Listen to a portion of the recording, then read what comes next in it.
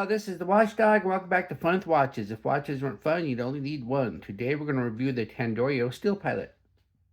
Let's start with the wrist check. I'm wearing the Simplify 6305, and Greg was wearing my Parnsarpy H1.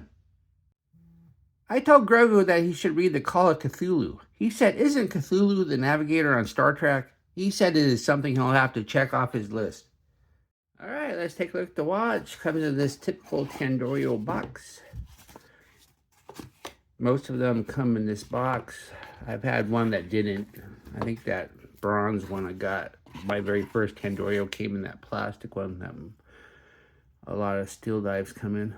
But here it is. Isn't that a nice looking watch? I really like it. I've been very pleased with Tandoori. And no, it does not remind me of tandoori chicken. This is my 6th Tandorio review on my channel, and I have another one up and coming. Tandorio doesn't do reference numbers, but they do call it a steel pilot in the AliExpress ads, so that is good enough for me. Not sure what makes this a pilot's watch instead of a field watch, but close enough for government work. This is a solid steel watch with sapphire crystal and an NH35 movement and a sandwich dial. At just over $50, it is quite a bargain. Feels like a quality watch for the money.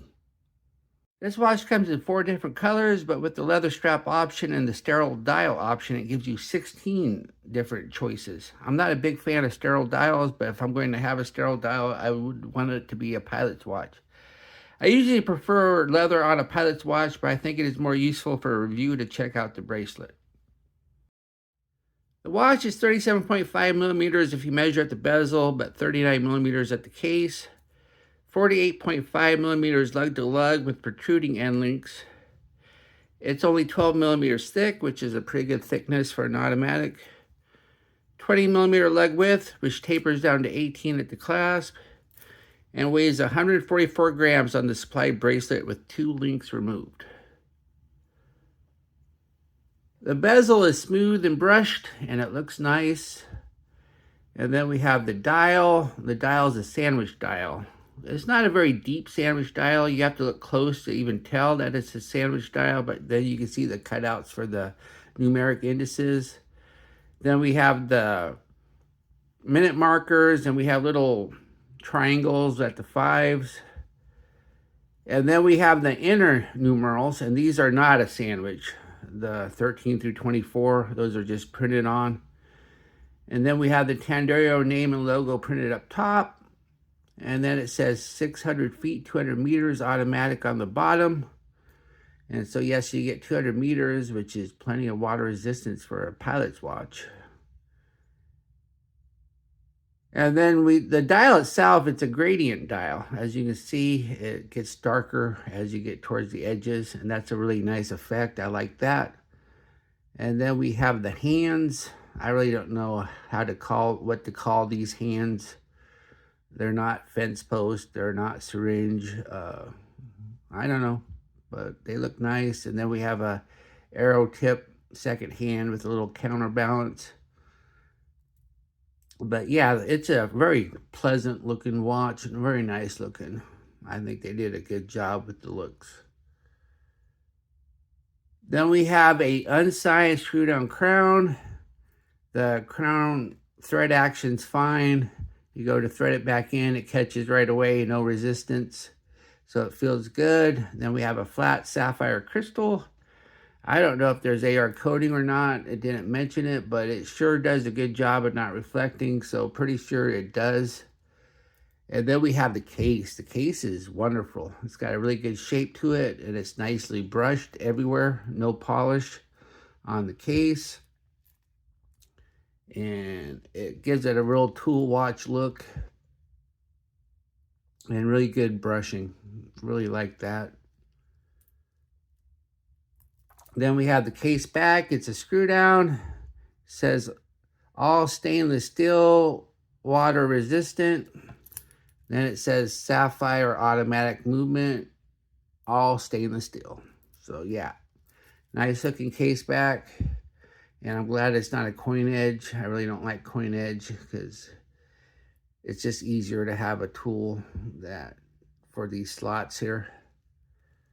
Underneath the case back is the NH35 movement. This is a 24 joule 3 horse movement that hand winds hacks and has a bidirectional rotor, and they're usually fairly accurate right off the shelf.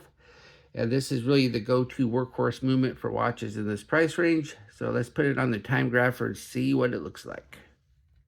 Here it is on the time grapher. I have the lift angle set to 53 degrees for an NH35. And as you can see, it's running about +6, +7, +8. So that's fairly accurate, good enough. But look at that beat error, the 1.5 milliseconds. That's why you see two distinct lines on the screen. So yeah, the beat error is kind of high. But other than that, it's fairly accurate, and at least it's fast, because at least on a fast movement, you can just hack it and wait for time to catch up, where a slow movement, you always have to move the hands. The bracelet is a 3-link with solid end links, and they're protruding. It would have been nice if they were inverted, but this is not a huge watch, so protruding is just fine, really. And we have push pins, not screw pins. I'm perfectly happy with push pins. I just think they're easier, and they don't come out on me like screw pins sometimes do. Then we have a butterfly clasp, and it's a press button butterfly. Nothing more annoying than a friction butterfly. It would have been nice if they had a more traditional clasp with micro adjust, but they don't. And it would have been nice if they would have had half links. So the perfect fit is going to be luck of the draw. Here's the watch on my 7.5-inch wrist. That looks nice. It wears nice and flat. I removed 2 links. So 8 1/4 is probably the best you're going to do without needing more links. It would have been nice if it was been a little bit longer.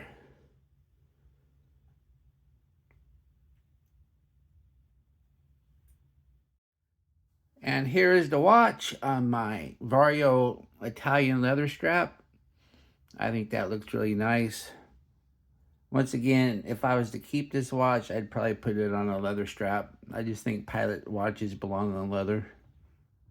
And if you don't like brown leather, here it is on a black rally strap. I think that looks nice too. And if you like your straps a little bit more rustic and vintage, I think that is a really good look also.